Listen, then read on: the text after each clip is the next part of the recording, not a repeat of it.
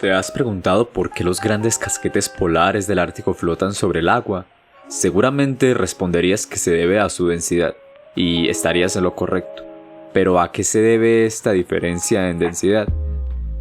A fin de cuentas no deja de ser agua flotando sobre agua, y la respuesta la encuentras en su ordenamiento o estructura interna. Y precisamente el video de hoy se relaciona con este ordenamiento de los materiales en escalas nanoscópicas y microscópicas. Estaremos hablando sobre las estructuras cristalinas. Sin embargo, antes de explicar el contenido del video sería bueno tener una motivación, darle un sentido a dedicarle casi media hora a ver este video, en lugar de estar parchado viendo Netflix. Conocer las estructuras cristalinas y el ordenamiento de los átomos permite comprender y predecir el comportamiento de los materiales en el día a día.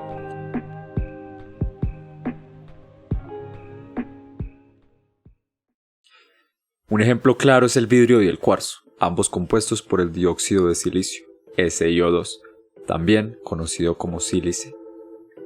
A pesar de estar hechos por la misma sustancia, el cuarzo permite presentar piezoelectricidad, o sea que conduce electricidad al aplicar presión, y piroelectricidad, que conduce electricidad al aumentar la temperatura.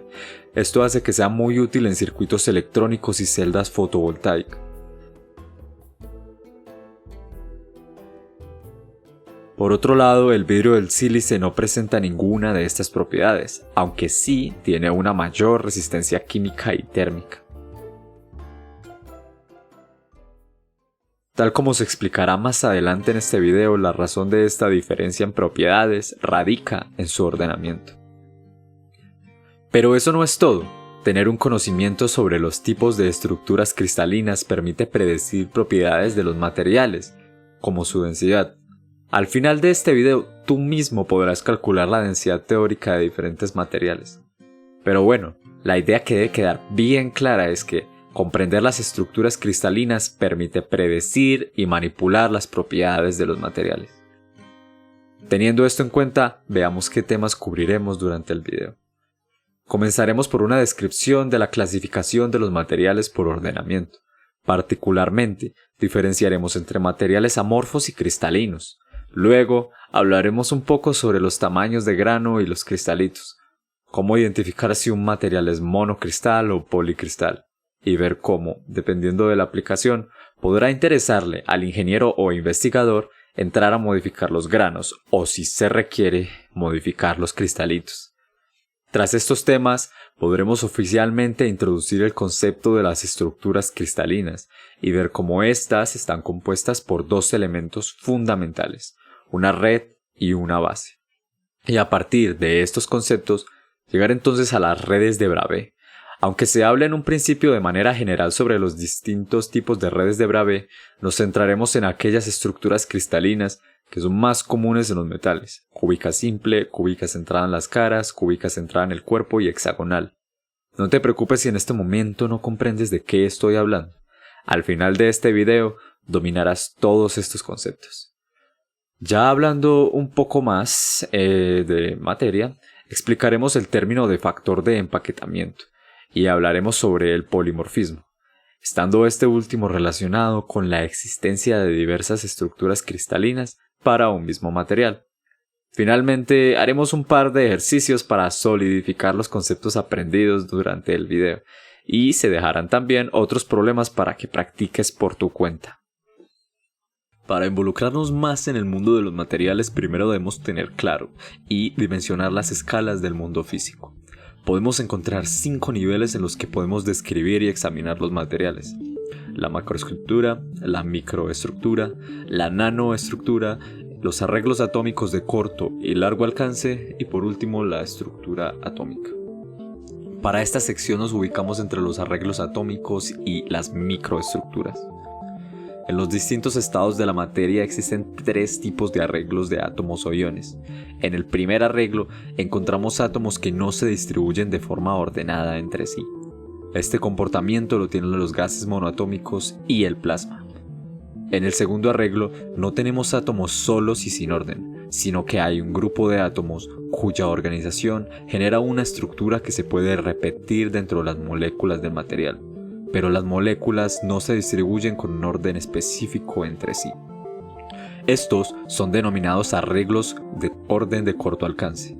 Los materiales que tienen esta estructura son llamados amorfos y suelen presentar una mezcla única de sus propiedades porque no hay arreglos regulares o periódicos, como en el caso del vidrio, aunque en ocasiones pueden presentar regiones cristalinas.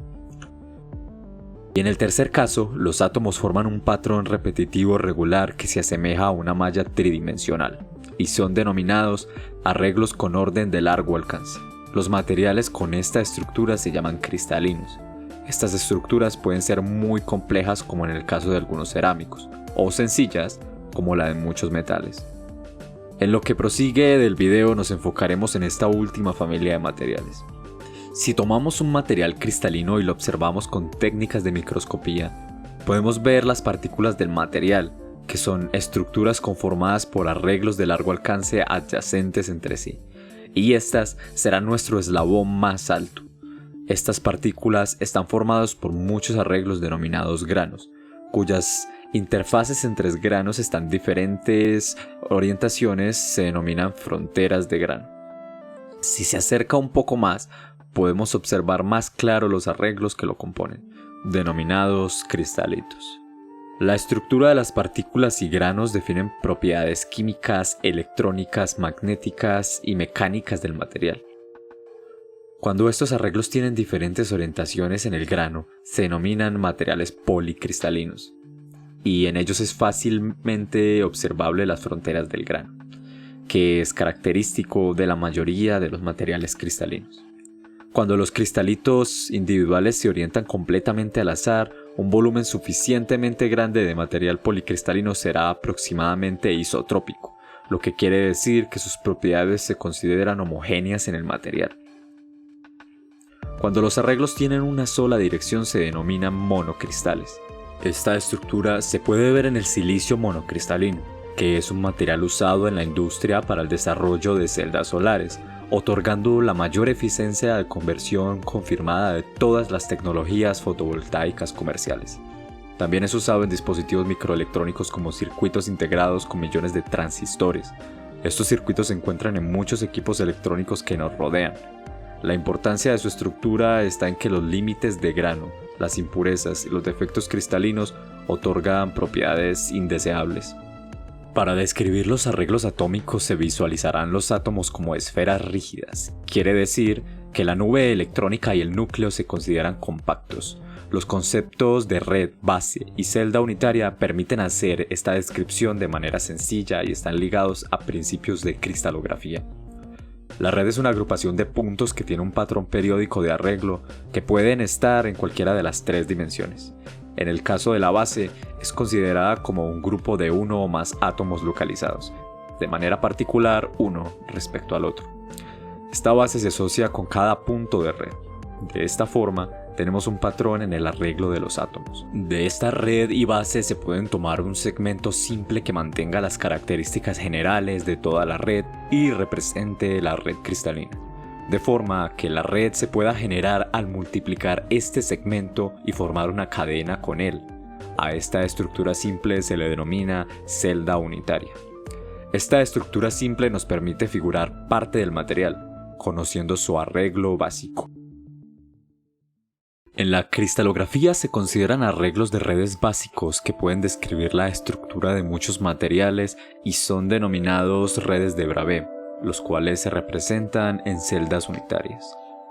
A lo largo de la historia de los materiales se ha ido estudiando diferentes formas en que se pueden ordenar las redes de Bravais y se han encontrado hasta el momento 14 tipos de redes que están agrupadas en 7 tipos de estructuras cristalinas. Entre ellas está la cúbica, la tetragonal, la hexagonal, la ortorrómbica, la romboédrica, la monoclínica y la triclínica. Los átomos se pueden acomodar de manera distinta y formar el resto de redes existentes, pero conforman estas formas básicas.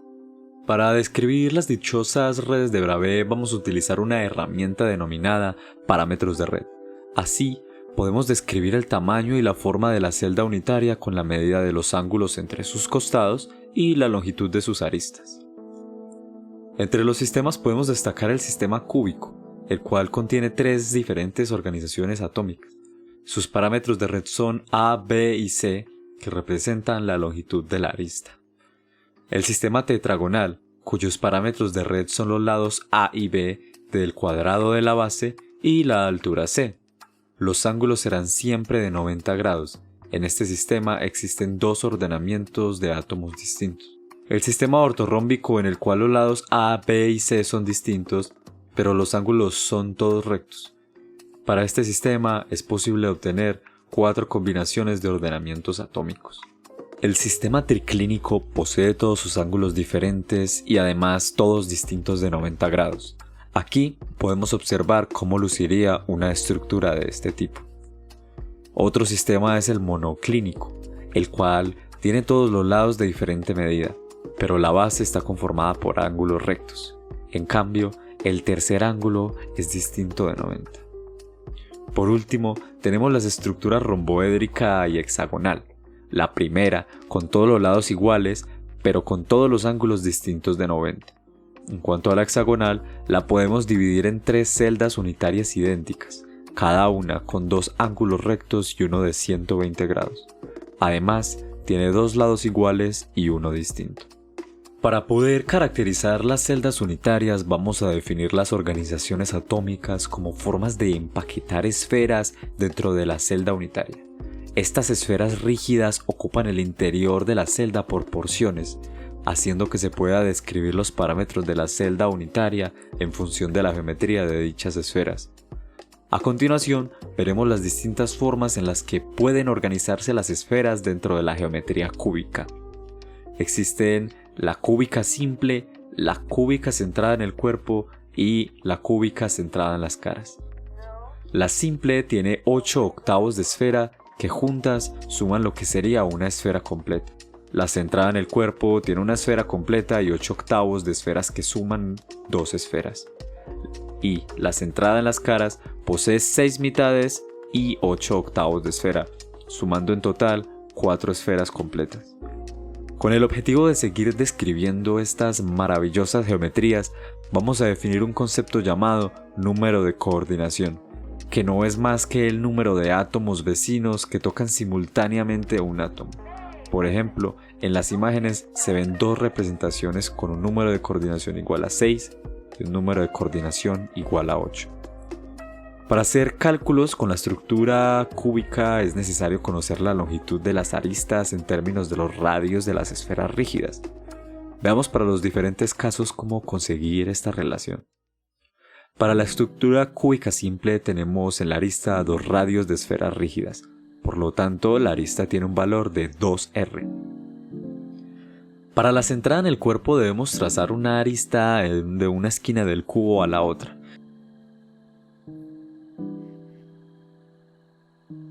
Y nos daremos cuenta de que esta arista corta 4 radios completos. Usando el teorema de Pitágoras llegamos a la relación siguiente.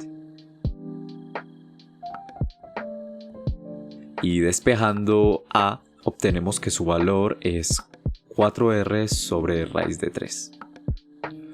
Por último, para obtener la arista de la centrada en las caras, debemos usar una vez más el teorema de Pitágoras. Y considerando que la hipotenusa es 4R, nos deja con la relación siguiente. Ahora introducimos el concepto de factor de empaquetamiento, que es la fracción de espacio ocupado por los átomos, asumiendo los átomos como esferas rígidas. La expresión es la siguiente. El volumen de la celda unitaria es un parámetro que podemos obtener usando geometría básica, pero en la siguiente tabla recopilamos las expresiones para los diferentes casos.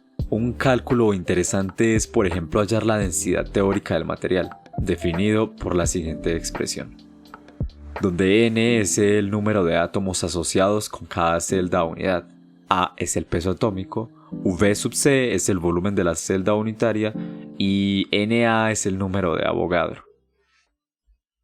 Vimos que la razón por la cual los grandes casquetes polares del Ártico flotan sobre el agua es gracias a la diferencia de densidad. Esto es simplemente una consecuencia de los cambios en la temperatura a las que fueron sometidas las moléculas de agua en última instancia.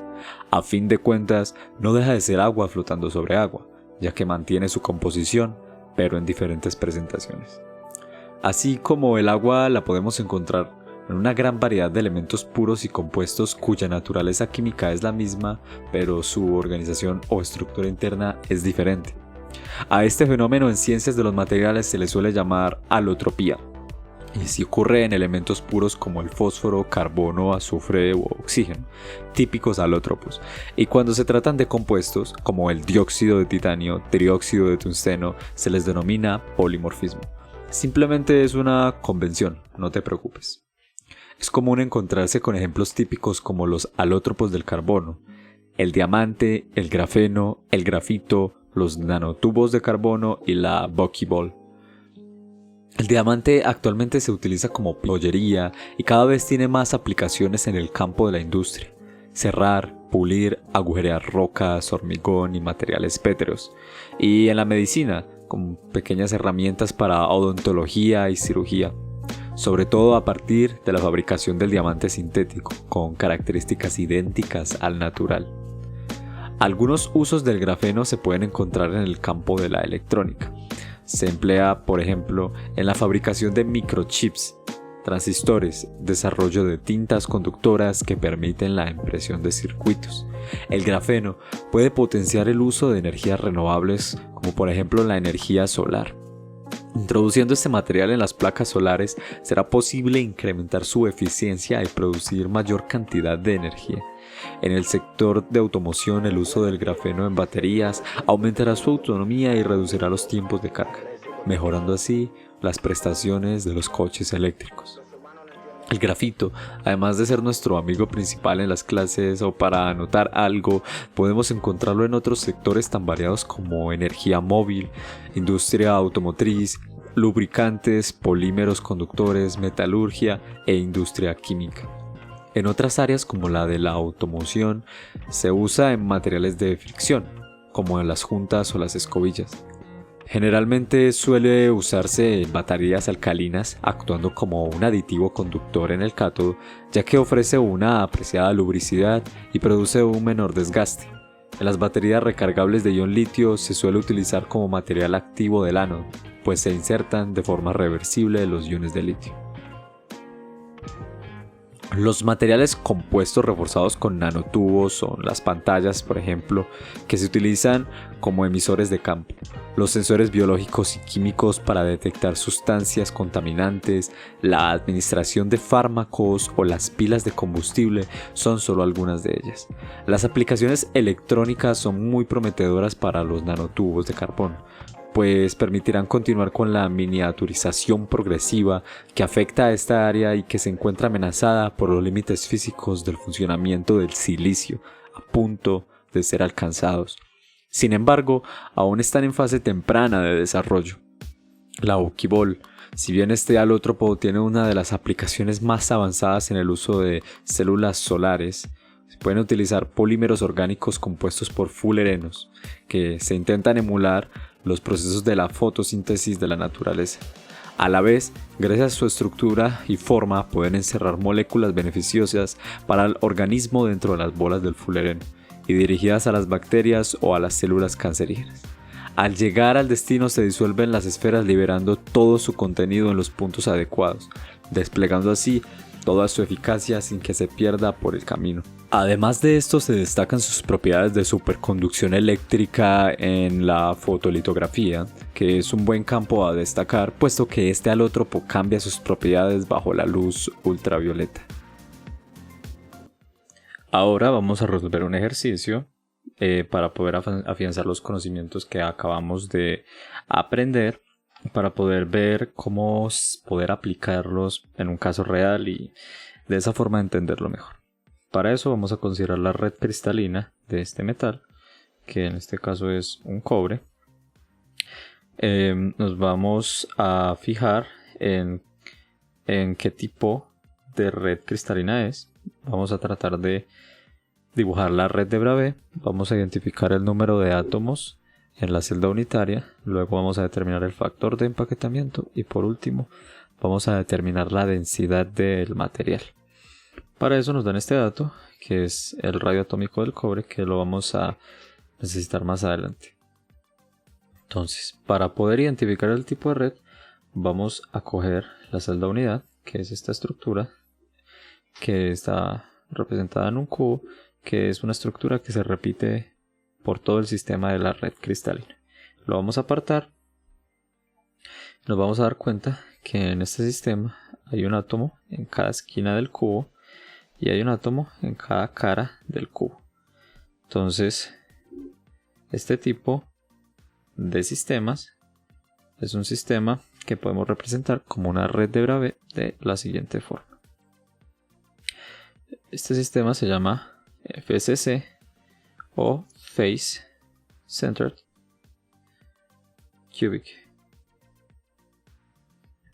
Ok, entonces ya habiendo identificado el tipo de red y habiendo dibujado la red de Bravais, vamos a identificar el número de átomos por celda que contiene nuestra estructura. Para ello vamos a contar. Nos vamos a dar cuenta que hay media esfera en cada cara. Y como son 6 caras, vamos a tener 6 por media cara. Y vamos a tener en total en cada esquina un octavo de átomo, lo que nos da un total de 8 octavos de esfera.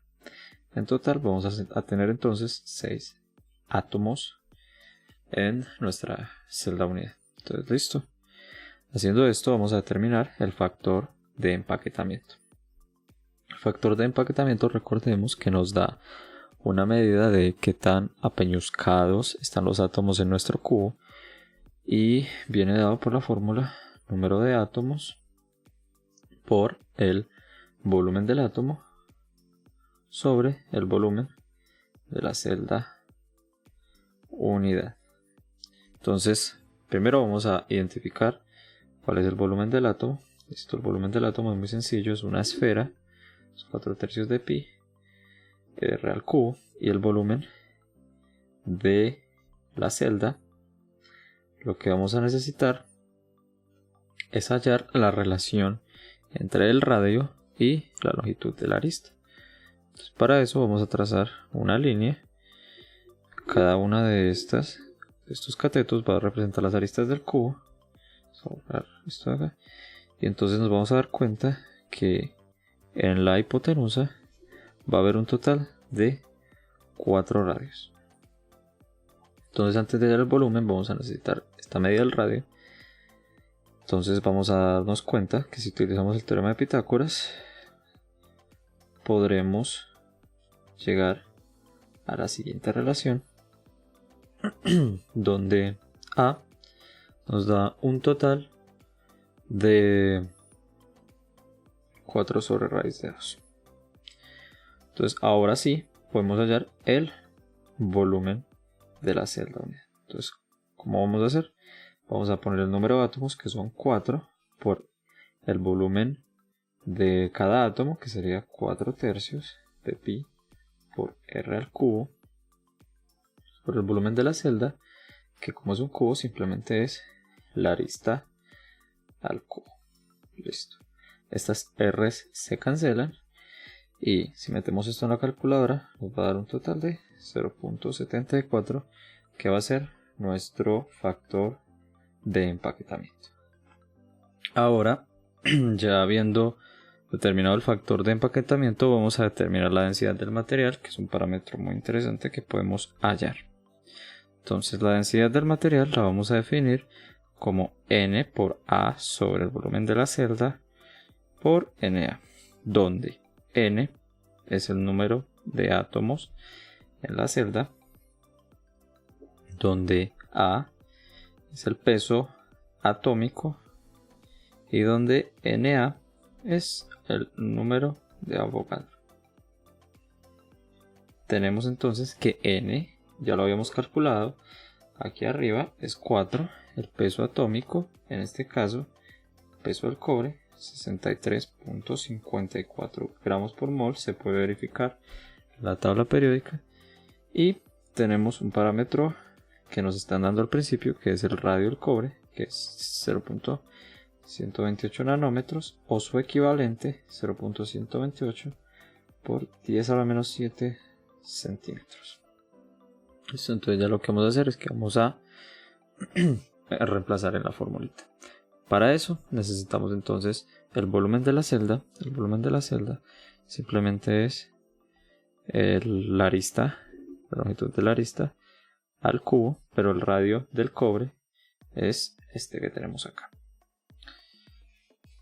Entonces, ya sabiendo eso, vamos a reemplazar. N en este caso es 4, A es 63.54 gramos por mol. Abajo en el denominador tenemos el volumen, que lo acabamos de escribir arriba, 4 sobre raíz de 2, por el radio, que es 0.128 por 10 a la menos 7, todo al cubo, por el número de Avogadro, que es 6.022 por 10 a la 23. Entonces, si procedemos, metemos esto en la calculadora, nos va a dar 8.894 gramos sobre centímetro cúbico. Ok, entonces el valor real del cobre, que es el que pueden encontrar en internet, el valor real es de 8.96 gramos sobre centímetro cúbico. Si se dan cuenta, estos dos valores son muy parecidos. Entonces el error que se obtuvo con nuestra medida simplemente fue del 0.74%, un error de menos del 1%, lo cual es un error muy bueno y nos ayuda a estimar un parámetro tan importante como es la densidad del material, conociendo el tipo de estructura cristalina que este posee. Ya con esto concluimos el video. Estoy muy contento de que hayan llegado hasta acá y les agradezco mucho su tiempo, y eso es todo. Muchas gracias.